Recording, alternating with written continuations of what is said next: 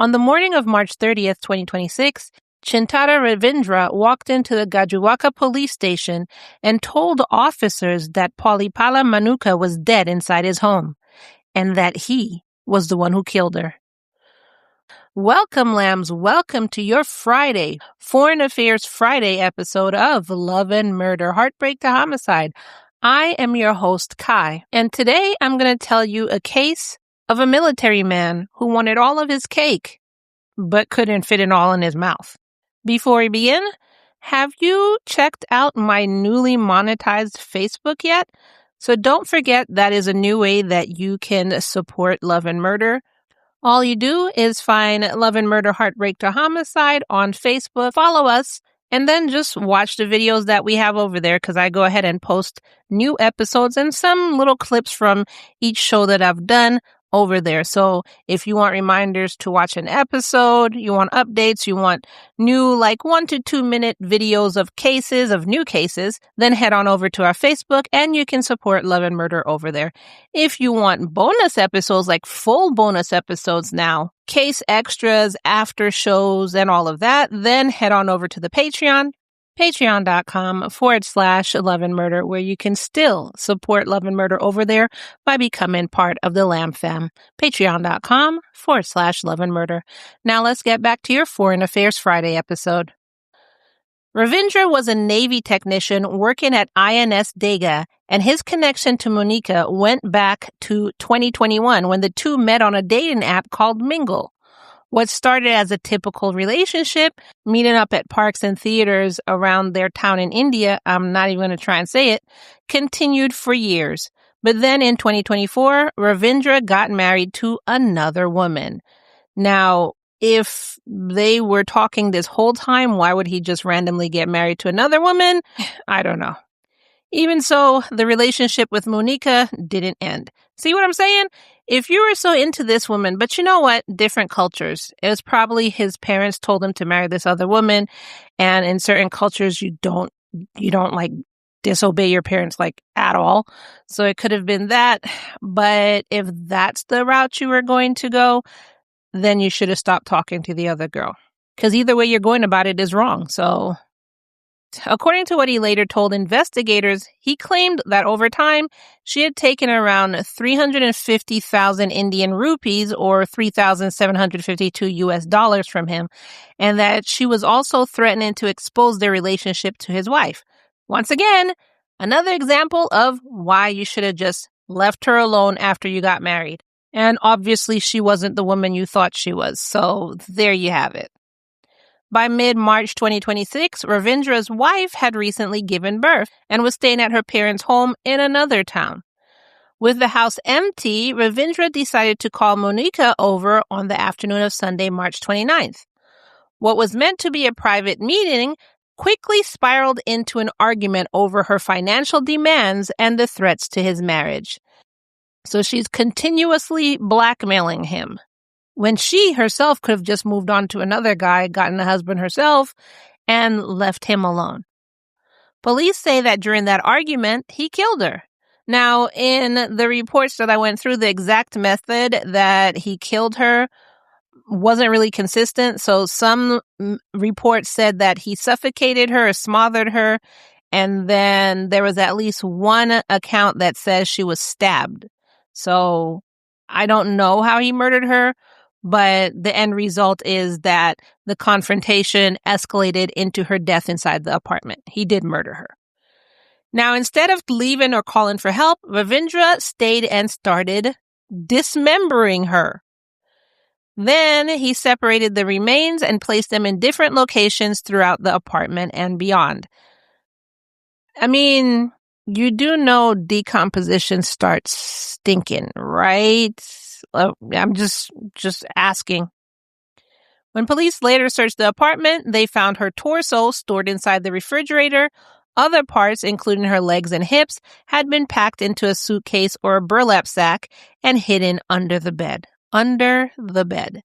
What were you going to say when your wife came back home and her house was smelling, or she opened the fridge to find a human torso in there?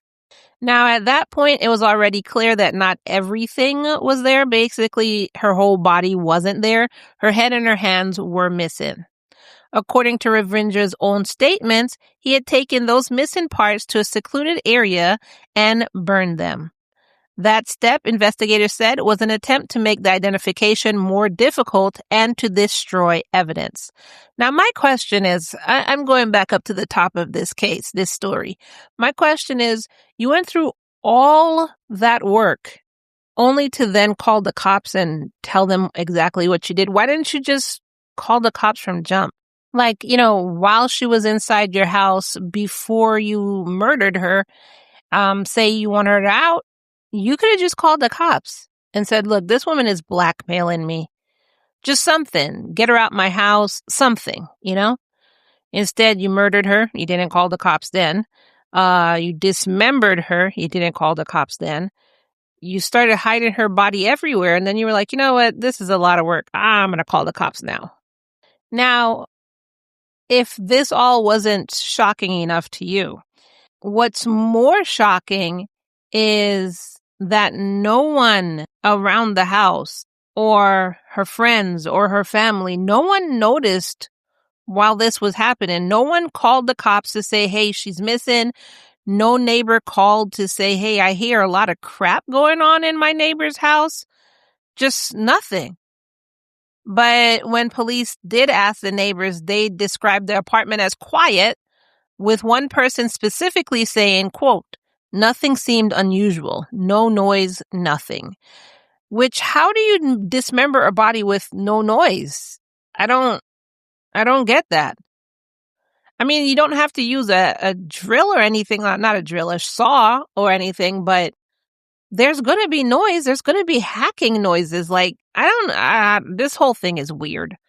So based on what everyone was saying from the outside, there was literally no indication of what had taken place inside the apartment. And I guess from her friends and family, maybe she was like estranged from family, but again, she didn't have any friends, just nothing.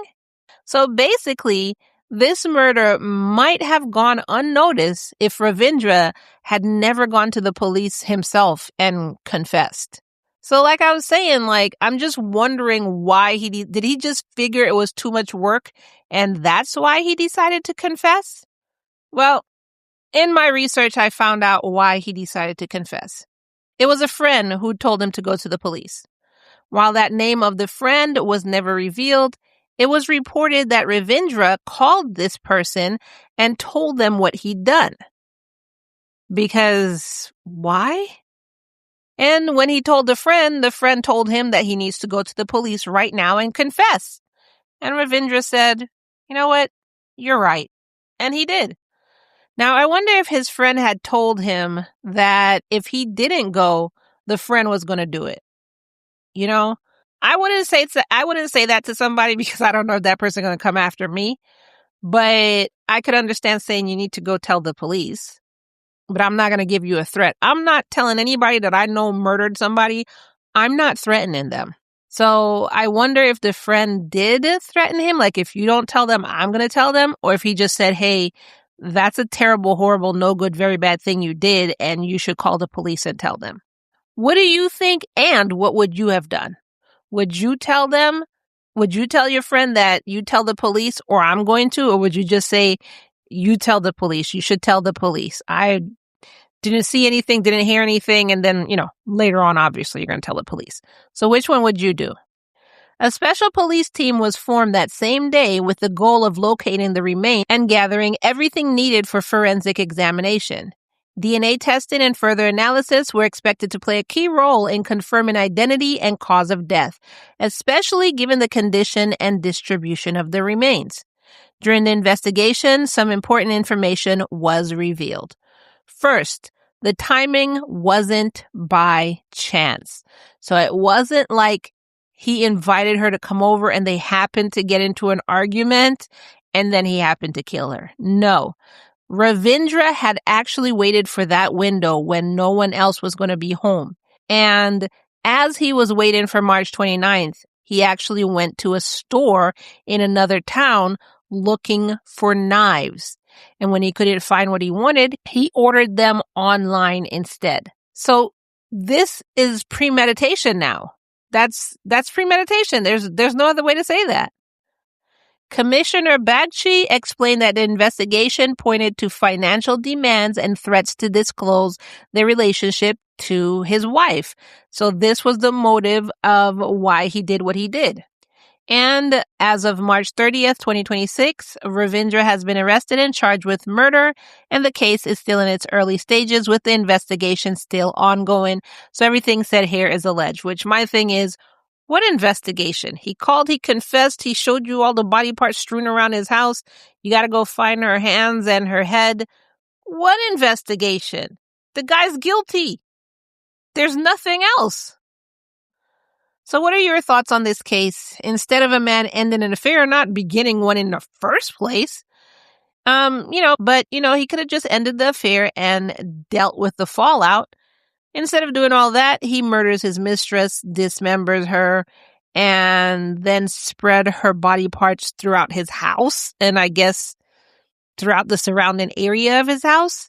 And then he calls his friend and tells his friend what he did, and then confesses to the police. This case boggles my mind. It can't just be me, right? Right. Well, that was a very short Foreign Affairs Friday episode I had for you. And I just want to thank you for listening. Thank you for your support. Go ahead and join me over at our newly monetized Facebook page. You can see the link for that in the show notes below, or you could just look up facebook.com/relationship crime. Head on over to the Patreon, patreon.com/Love and Murder if you want to support us over there instead. And after all of that, I will see you in the next episode. Bye.